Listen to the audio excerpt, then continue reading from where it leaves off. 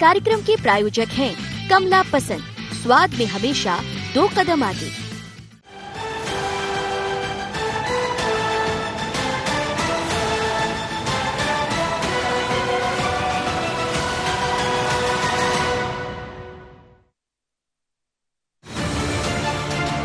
मध्य प्रदेश में पत्थरबाजों पर कानून सामने आने से पहले क्या पूर्व मुख्यमंत्री दिग्विजय सिंह ने अपना टारगेट कुछ अलग तय कर लिया है, या चंदे को लेकर संघ और बीजेपी ने घर घर जाने का जो टारगेट बनाया है उसे लेकर दिग्गी की चिंता कुछ और है?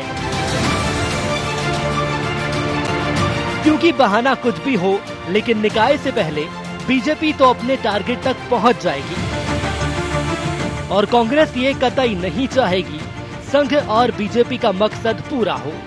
खैर बात जो भी हो, लेकिन दिग्विजय ने डीजीपी से मिलकर अपने इरादे तो जता ही दिए हैं। भगवान राम के मंदिर के निर्माण के लिए, चंदा उगाने के लिए मोहल्लों में हथियार, लाठी, तलवार, भड़काने वाले नारे लगाकर और विशेषकर टारगेट किया जा रहा है मुस्लिम मोहल्लों को। मैं इसका विरोध करता हूं। राम के नाम पर बीजेपी को हमेशा फायदा मिला है और इस बात को कांग्रेस ने भी समझा है। इसलिए 2018 व 19 के चुनावों में भी कांग्रेस ने राम राम किया है। लेकिन अब दिग्गी ने सवाल उठाए हैं तो मुख्यमंत्री ने भी अपने अंदाज में जवाब दे दिया है। अब दिग्विजय के बारे में मैं क्या कहूं? मनचाहा बोलते हैं, अनचाहा सुनते हैं। अब सिमी कौन के जमाने में पनपा था दिग्विजय बता दें। मध्य प्रदेश का बंटा ढार कब हुआ था दिग्विजय बता दें। पूरा तबाह मध्य प्रदेश को कर दिया जिस आदमी ने। सड़क, बिजली, पानी से वंचित कर दिया। रोज घटनाएं होती थी तनाव की। आज वो हमें पाठ पढ़ा रहे हैं, सबक सिखा रहे हैं। कोई भी आ जाए दिग्विजय तो क्या, इनको बचा नहीं सकता। प्रदेश में 15 जनवरी से बीजेपी सड़क से घर तक पहुंचेगी। पहले भी कार्यकर्ता चंदे के बहाने सड़क पर आए थे और जो हुआ उससे सब वाकिफ हैं। लेकिन पहले निकाय, उसके बाद 2023 के चुनाव, तो क्या ये माना जाए प्रदेश की सियासत में गर्माहट बनी रहेगी? Bureau report, IND 24।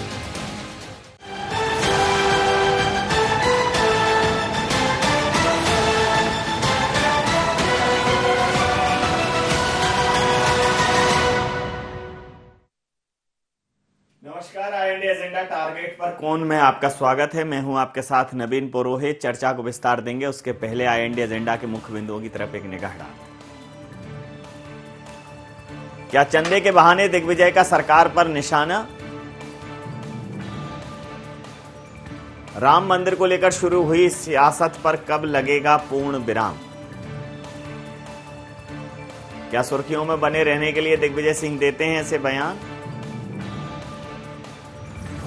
पत्थरबाजों के खिलाफ कानून बनाने पर कांग्रेस को क्यों है ऐतराज? मध्य प्रदेश में अभी धर्म स्वतंत्र अधिनियम, जिसको लब जिहाद सामान्य भाषा में बोल रहे हैं, सामान्य बोलचाल में उसका इस्तेमाल हो रहा है, लेकिन वो धर्म स्वतंत्र अधिनियम है जिसमें कुछ संशोधन हुए हैं। और उसमें अगर किसी महिला को बहला फुसला कर किसी भी धर्म का व्यक्ति शादी करता है और फिर जबरन धर्म परिवर्तन का दबाव बनाता है तो उसमें सजा के प्रावधान किए गए हैं और शिकायतकर्ता परिवार का या नज़दीकी रिश्तेदार हो सकता है। उसके बाद अभी राम मंदिर निर्माण के लिए भारतीय जनता पार्टी, संघ, बजरंग दल ये अपने अपने स्तर पर प्रयास कर रहे हैं। तो कुछ रैलियों में उपद्रव हुआ, पत्थरबाजी हुई, कुछ विशेष समुदायों में झड़प हुई, लेकिन दोषी को दोषी के तरीके से ही देखा जाए। आरोपी को दोष सिद्ध होने पर निश्चित रूप से सजा मिलनी चाहिए, चाहे वो किसी भी धर्म का हो, संप्रदाय का हो, जाति का हो। देश में तुष्टीकरण की राजनीति का आरोप कांग्रेस पर लगता रहा है और कई बार ऐसा होता भी है कि एक वर्ग विशेष के लिए कांग्रेस निश्चित रूप से मुखर होकर बात करती है और दूसरी तरफ नहीं करती है, और भारतीय जनता पार्टी के ऊपर भी यही आरोप लगता है। तो अभी जो राम मंदिर निर्माण की बात है, जो देश के मानस से जुड़ी हुई है, और अन्य इस प्रकार के मसले जिस पर दिग्विजय सिंह जी टिप्पणियां कर रहे हैं, वो कांग्रेस के लिए परेशानी का सबब बनेगी या भारतीय जनता पार्टी के लिए फायदे का सौदा साबित होंगी, इसी मुद्दे पर करेंगे चर्चा। हमारे साथ चर्चा में शामिल हैं मिलन भार्गव जी, मीडिया पैनलिस्ट हैं भारतीय जनता पार्टी के। हमारे साथ हैं योगेश यादव जी, प्रवक्ता हैं मध्य प्रदेश कांग्रेस के। दिनेश गुप्ता जी, वरिष्ठ पत्रकार हमारे साथ हैं। आप समस्त महानुभावों का बहुत बहुत स्वागत है। सीधा सवाल योगेश जी आपसे कर लेता हूं कि चंदे पर सवाल या निशान उठाए हैं दिग्विजय सिंह जी ने कि चंदे के नाम पर पैसा उगाही कर रही है भारतीय जनता पार्टी, और ये जो यात्राएं निकाली जा रही हैं धर्म के नाम पर, इससे समुदाय विशेष को धमकाया जा रहा है, इस प्रकार की बात उन्होंने की। क्या कहेंगे आप? देखिए नवीन जी, इसमें दो मसले हैं, दो बातें हैं। एक चंदे का मसला अलग है और एक मध्य प्रदेश की शांति व्यवस्था और अमन चैन के बारे में दूसरा मसला है। जी जी। दिग्विजय सिंह जी का प्रथम अभिप्राय यह है कि हम किसी भी धार्मिक गतिविधि को यदि करते हैं और उसमें शांति भंग होने का खतरा होता है, या मध्य प्रदेश का जो एक जिस तरीके से कहते हैं कि यहाँ की जो आबो हवा में फर्क पड़ता है या उसमें होता है, तो उस संदर्भ में वो उनकी व्याख्या ये थी कि हम किसी भी प्रक्रिया को यदि संपन्न करते हैं तो एक वर्ग विशेष को टारगेट बनाकर ना करें, हम युद्ध की प्रणाली को ना प्रकट करें, क्योंकि ये मध्य प्रदेश ही नहीं, कई शहर गंगा जमुना तहजीब है और आपसी संस्कृति का अंग है। तो संस्कृति का पालन करते हुए एक राष्ट्र धर्म, जैसा कि अटल बिहारी वाजपेयी जी ने भी नरेंद्र मोदी जी को गुजरात में सिखाया था कि सर्वप्रथम हमारा राष्ट्र धर्म क्या होना चाहिए, उसका परिपालन किया जाना चाहिए। राष्ट्र धर्म का पहला हमारा यही होता है कि हम मानव संस्कृति का, मानव की उसकी रक्षा करें।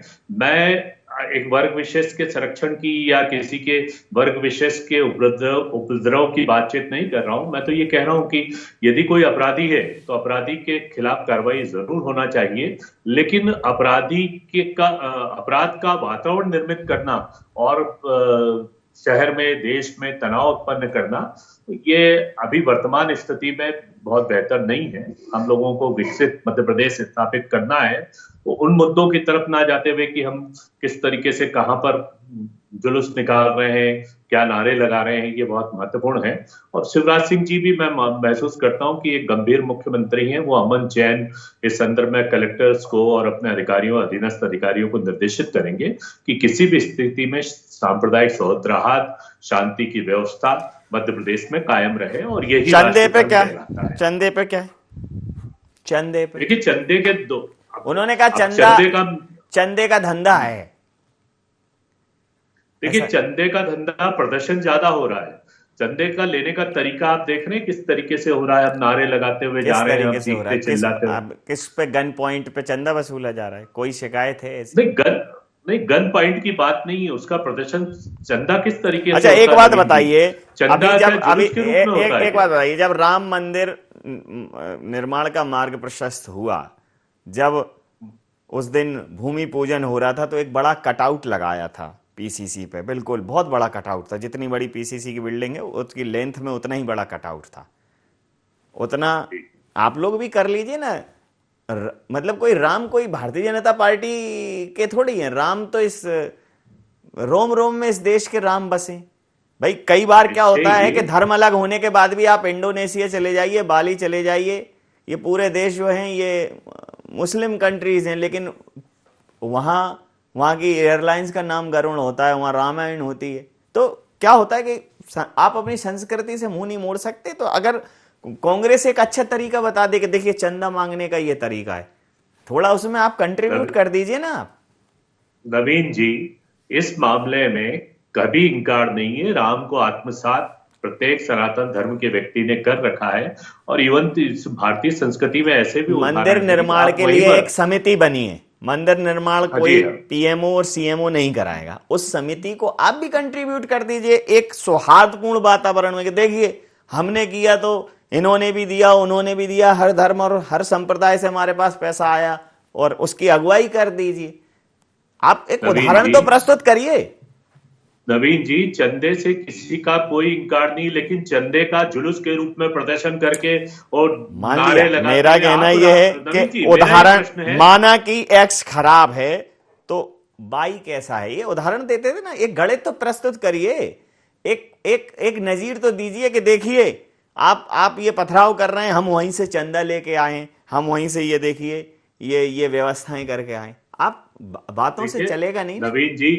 रवीन जी, राम को आत्मसात अपनी आत्मा में करना आवश्यक है। राम एक सहिष्णु मर्यादा पुरुषोत्तम रहे, त्याग और बलिदान। चलिए मैं आऊंगा आपके पास मिलन जी। राम को पोस्टर की सामग्री ना बनाया जाए। नहीं, ये तो वो फिर आप कटआउट किसने लगाया था उसको जरा बोलो। राम तो आत्मसात है, राम मेरे घर में है, राम आराध्य देव है, राम की मैं पूजा करता हूं। इसका मतलब ये थोड़ी कि मैं समझ रहा हूं। जरा मिलन जी से पूछ लेता हूं। मिलन जी, दिग्विजय सिंह जी ने फिर सवाल प्रकट किए, हालांकि वो उन्होंने खुद कहा कि उनके तो उसमें जो राघोगढ़ में मंदिर है वहां राघव जी का मंदिर बना हुआ है, वो तो खुद ही राम भक्त हैं, लेकिन सवाल उठाए उन्होंने कि आप धर्म के नाम पर मध्य प्रदेश की फिजा बिगाड़ने की कोशिश कर रहे हो। देखिए, दिग्विजय सिंह जी वही कर रहे हैं जो कांग्रेस की संस्कृति रही है। राम नाम के अस्तित्व को नकारने वाली कांग्रेस, राम मंदिर को रोकने वाली कांग्रेस, राम मंदिर ना बने उसको रोकने वाले कांग्रेस के तमाम नेता, वकील, बड़े बड़े कपिल सिब्बल जैसे नेता जिन्होंने हमेशा रोका है कि राम मंदिर नहीं बने, वही काम दिग्विजय सिंह जी कर रहे हैं। ये पीड़ा उनकी मैं समझ सकता हूं, क्योंकि वो हिंदुत्व और राम के घोर विरोधी हैं। इसलिए उनको लगता है कि कहीं ना कहीं राम मंदिर नहीं बनना चाहिए, और ये कांग्रेस पार्टी को स्पष्ट करना चाहिए कि कांग्रेस पार्टी आज भी क्या राम का विरोध करती है। अभी तो कुछ दिन पहले पीसीसी पे कटआउट लगा के हिंदुत्व और राम को स्वीकार करने के जो नाटक नौटंकी कमलनाथ जी कर रहे थे, उनको स्पष्ट करना चाहिए कि वे कमलनाथ जी के बयान से इत्तेफाक करते हैं।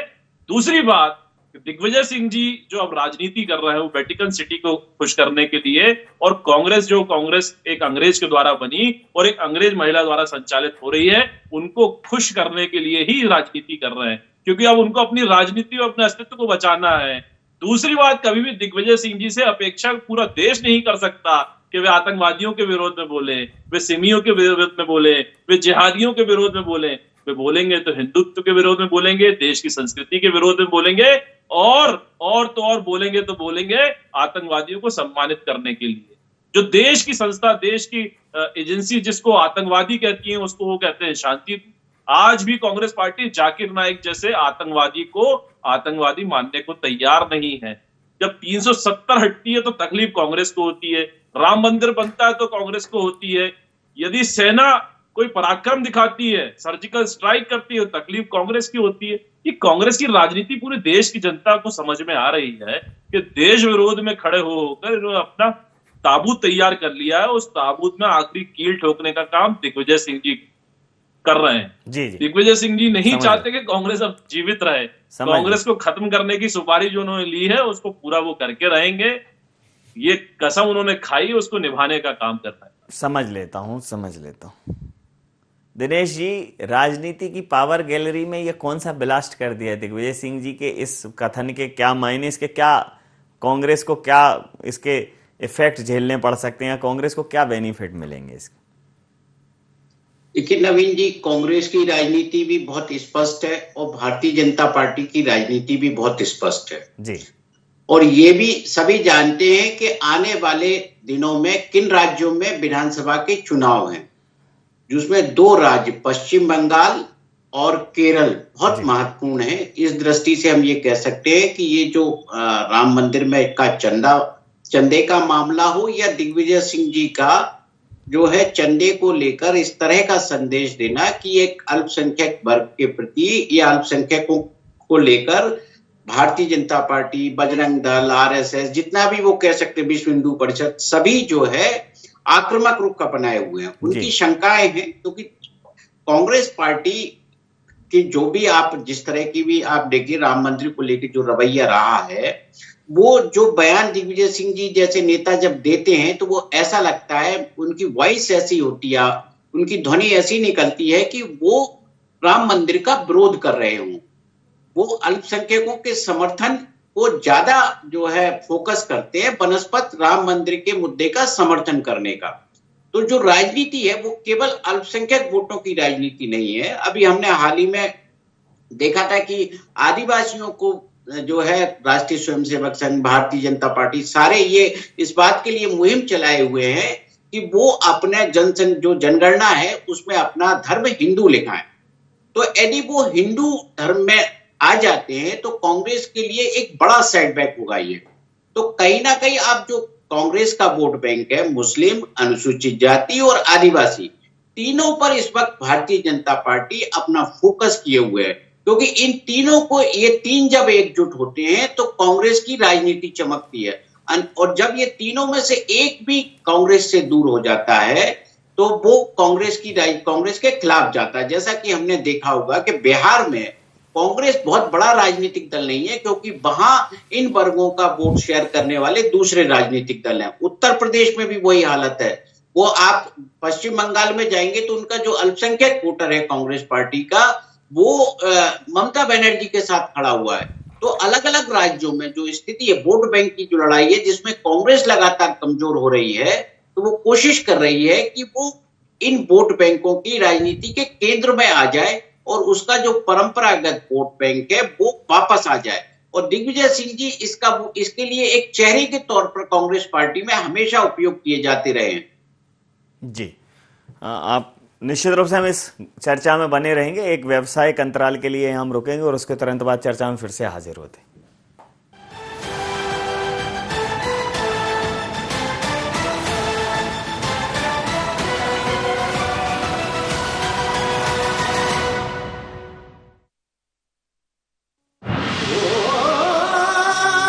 कोई खास है, कोई बात है, कमला पसंद। जीते दुनिया हर बाजी जीते, हर अदा में शाही अंदाज है। कमला पसंद पान मसाला, शाही स्वाद, शाही अंदाज, स्वाद में हमेशा 2 कदम आगे।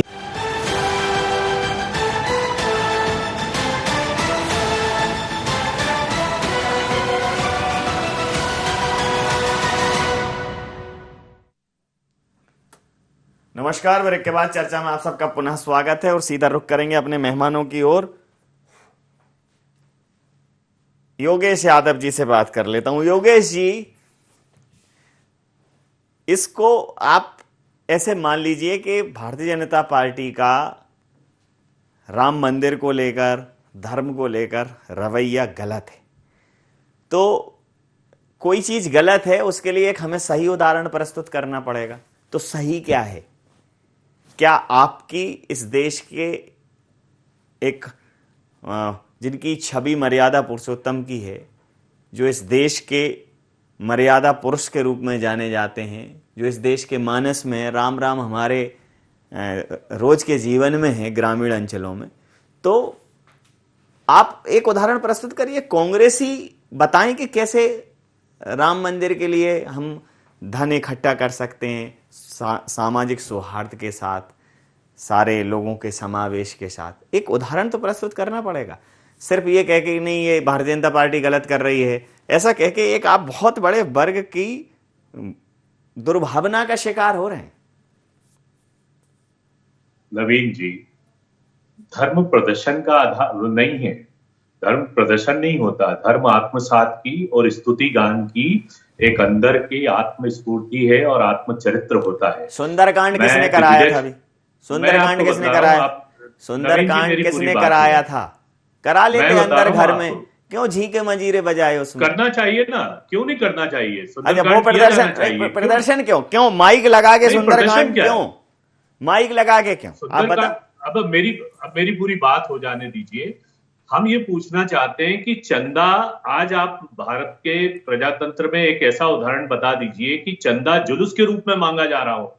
चंदा शांति से मांगा जाता है, तो चंदा निवेदन से मांगा जाता है। अरे चंदा चंदा से मांगो, चंदा चंदा मामा से मांगो, चंदा प्रेम से मांगो, चंदा अन्य वर्गों से मांगो, तो मांगो। आपकी भी तो रिस्पॉन्सिबिलिटी है। उस मंदिर में कांग्रेस कोई योगदान नहीं देना चाहती, राम मंदिर निर्माण में कांग्रेस को योगदान नहीं देना चाहती। मैं तो कह रहा हूँ दिग्विजय सिंह जी राजा आदमी है, 2-4 बड़ी प्रॉपर्टीज लिख दे मंदिर के नाम पे, पहले लगा ही देते थे राजा लोग, ये मंदिर पे इतनी जमीन लगी है हमारी, ये सब राजा महाराजाओं ने लगाई। नवीन जी, मध्य प्रदेश के मुख्यमंत्री, पूर्व मुख्यमंत्री जी ने, दिग्विजय सिंह जी ने इस बात के लिए सचेतना प्रकट की है कि मध्य प्रदेश में यहाँ पर कानून व्यवस्था बनी रहे, यहाँ पर सौहार्द का वातावरण बना रहे।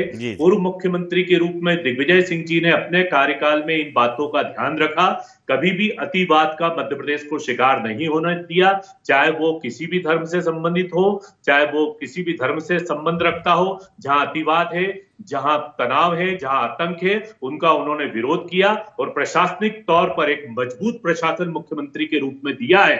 मैं ये बता देना चाहता हूं, भारतीय जनता पार्टी के प्रवक्ता महोदय अध्ययन कर लें कि दिग्विजय सिंह जी के कार्यकाल में चाक चौबंद रहा और अतिवादी जो समाज में तनाव पैदा करते हैं, जो समाज के अंदर चेतना दुर्भावना प्रकट करते हैं, चाहे किसी भी जाति और समुदाय का हो, दिग्विजय सिंह जी ने अपने कार्यकाल में ऐसे लोगों को नहीं छोड़ा है। दिग्विजय सिंह जी का कथन सिर्फ इस बात का कथन है कि मध्य प्रदेश की कानून व्यवस्था मजबूत रहे, यहाँ पर शांति बनी रहे। मैं आपकी सारी बातों से सहमत हूं। मैं ये कह रहा हूं कि आप प्यार से चंदा मांगने का तरीका क्यों नहीं बता रहे हो? नवीन आप कैसे मांगे? आप बताओ। राम के नाम पे दे दे बाबा, अल्लाह के नाम पे दे दे बाबा, वाहे गुरु के नाम पे दे दे बाबा, प्यार से दे दे बाबा, मंदिर में निर्माण हो रहा है, देश में सौहार्द से हो रहा है, दे दे बाबा। आप बता तो दो इनको तरीका। मैं ही कहूंगा कि this is the right way to. Naveen ji, आपकी जानकारी में मैं बता दे रहा हूं कि जहां पर अयोध्या में मंदिर का निर्माण किया जा रहा है, वहां चंदे में अल्पसंख्यक समुदाय के, चाहे वो मुस्लिम हो, चाहे सिख हो, चाहे ईसाई हो, वो भी अपना योगदान देने के लिए देना ही चाहिए। ये आपकी जानकारी में यही तो मैं कह रहा हूं। कांग्रेस इसको एक अच्छे उदाहरण के तौर पर प्रस्तुत करे। मेरा कहना यह है चंदे का मसला नहीं है, मसला है कि आप मध्य प्रदेश को क्या तनाव में झोंकना चाहते हैं, क्या मध्य प्रदेश में दंगे करवाना चाहते हैं? क्या दिग्विजय सिंह जी का अभिप्राय यह था कि आप मध्य प्रदेश में शांति? मसला चंदा नहीं है, समझ लेता हूं। मसला चंदा नहीं है, मसला अमन चैन है। चंदे के नाम पर आप किसी को धमकाएंगे नहीं मिलन जी। चंदा मांगिए आराम से, ये नहीं कि जबरन आप रसीद काट दो और थमा दो कि नहीं ये दे नहीं है आपको। देखिए नवीन जी, जो स्वर्णिम काल में हम लोग जी रहे हैं, उसमें राम मंदिर में यदि हमारी कोई महत्वपूर्ण समर्पण भाव से कोई राशि हो सके या कोई भाव हो सके या कृत्य हो सके, उसको हम, मुझे लगता है, गौरवान्वित महसूस करेंगे। नवीन जी आप हो या योगेश जी हो या दिनेश जी हो, भले ही योगेश जी कुछ भी यहाँ पैनल पे कोई कांग्रेस का पक्ष रखना है, लेकिन अंतर्मन से राम के अस्तित्व को वो भी स्वीकार करते हैं और राम में यदि उनका कुछ काम आ सके तो राशि तो वो भी देंगे, चंदा तो वो भी देंगे। लेकिन बात इस बात की है कि दिग्विजय सिंह जी की जो बात है उससे कांग्रेस कितना इत्तेफाक रखती है? चंदे को लेकर के फिर से वो राम के अस्वीकार कर रही है, फिर वो मध्य प्रदेश के जनमानस के साथ धोखा करना चाह रही है या उसको अस्वीकार करना चाह रही है। देखिए, शांति जितनी भारतीय जनता पार्टी की सरकार में रही है, मैं समझ लेता हूँ। आप दोनों लोगों की बात पर सुरक्षित भाव से जी रहा है, समझ लेता हूँ लोगों को कि सत्ता जाने के बाद जो भय इनको दिख रहा है कि किस प्रकार से सत्ता में वापसी करके भ्रष्टाचार फिर से कर सके। अभी 15 माह में कमलनाथ जी ने बहुत सारा भ्रष्टाचार किया है, धीरे धीरे परतें खुल रही है वापस। कमलनाथ जी की समझ लेता हूँ। दिनेश जी, जब आप इस देश में धर्म के नाम पर देश की संस्कृति, देश की सभ्यता और देश के एक ऐसे व्यक्तित्व के नाम पर कि जो इस देश में ही नहीं बल्कि इस देश की सीमाओं के बाहर भी लोगों के जेहन में बसता है, कांग्रेस की एक छवि ऐसी बन गई है कि वो हिंदू विरोधी है। जो आपने कहा बिल्कुल ठीक कहा, लोगों के मन में ऐसा आ गया है। और फिर इस प्रकार के बयान, मुझे लगता है कि अगर ये तरीका गलत है, भारतीय जनता पार्टी का चंदा उगाही का तरीका गलत है, चंदा मांगने के तरीके में मैं उसको उगाही कह रहा हूं, अगर ये गलत है तो आपको एक सही तरीका प्रस्तुत करना होगा कि देखिए, हम भी राम के अनुयायी हैं। राम राज की कल्पना ये थी कि देहिक दैविक भौतिक तापा, राम राज का होक न व्यापा। बड़ा अमन चैन सुकून वाला जो शासन था वो राम राज्य था। तो कांग्रेस ने कटआउट भी लगाए उस टाइम पे। कांग्रेस के पूर्व मुख्यमंत्री जी ने सुंदरकांड का आयोजन किया, उन्होंने खुद ही एक बहुत बड़ा मंदिर बनाया। तो जब देश में मंदिर का निर्माण हो रहा है और देश की सर्वोच्च न्यायिक संस्था द्वारा उसका मार्ग प्रशस्त किया गया है, तो कांग्रेस क्यों नहीं इसको एक अभियान की तरह लेती है और भारतीय जनता पार्टी को दिखाती है कि देखो आप धर्म पर राजनीति करते हो और हम धर्म को धर्म की तरह लेते हैं। तो एक उदाहरण, बजाय प्रश्न चिन्ह लगाने के उदाहरण क्यों प्रस्तुत नहीं करती?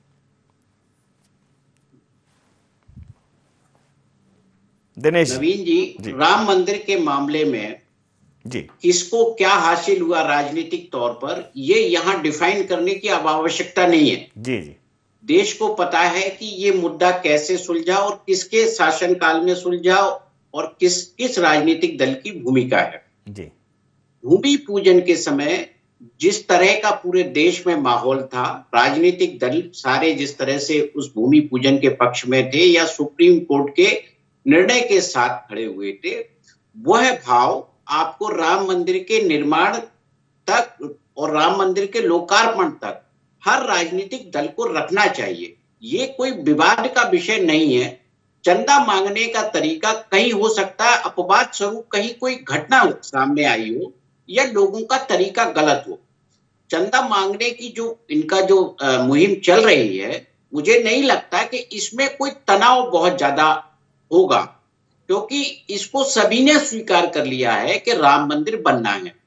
और कांग्रेस पार्टी हो या कोई भी राजनीतिक दल हो, उनको खुद भी उस न्यास में, जैसा कि आप कह रहे थे, कोई कंट्रीब्यूटरी कोई फंड देना चाहिए, ताकि ये पूरे देश का जो भाव है, जनमानस की जो भावना है, वो सामने आए। यदि मान लीजिए कोई कांग्रेस पार्टी अपने कोष से राम मंदिर न्यास को कुछ फंड दे देती है राम मंदिर के लिए, तो इससे कौन सा बड़ा भारी बवाल हो जाएगा।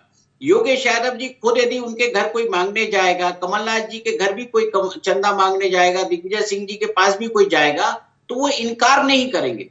लेकिन इसी को वो सामूहिक तौर पर करके एक जो है मुद्दे को गैर राजनीतिक भी बना सकते हैं कि ये गैर राजनीतिक मुद्दा है राम मंदिर, और राम मंदिर लोगों के भाव का मुद्दा है, तो पूरा देश उसमें एक साथ है।